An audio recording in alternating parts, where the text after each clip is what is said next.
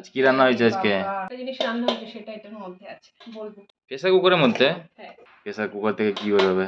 সাপ না ব্যাঙ? সাপের পায়ের তরকারি, আর যদি ব্যাঙ বেরোয় ব্যাঙের ঝুল ভাজা।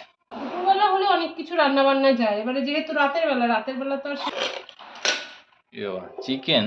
হ্যাঁ চিকেন, ও একটুখানি চিকেন ছিল না ওদিনকার? হ্যাঁ, তো ভাবলাম যে আজকে রান্না করেই দিই, চিকেন স্টু করবো ভেবেছিলাম। আমার আর চিকেন স্টুটা করা হলো না।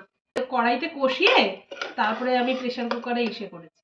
উপরে যে একটা তেল ভাসা ব্যাপার হয় না, অ্যাকচুয়ালি যতই আমরা হেলদি খাবার খাই না কেন, একটু তেল না দেখলে যেন ভালো লাগে না, বিশেষ করে আমার তো। বেশি তেল দিয়ে রান্না করছো? না, আমি বেশি তেল দিয়ে মোটেও রান্না করিনি, আমি অল্প তেলেই রান্না করি। মানে তেলটা উপরে যাতে একটুখানি বেশি হয়, সেই জন্য আমি প্রেসার কুকারে দিয়েছি। এই ভালো রিভিউ দাও। আমি কিন্তু সত্যিকারের রিভিউ দেই। হয়েছে মোটামুটি, মানে খুব ভালো বলবো না,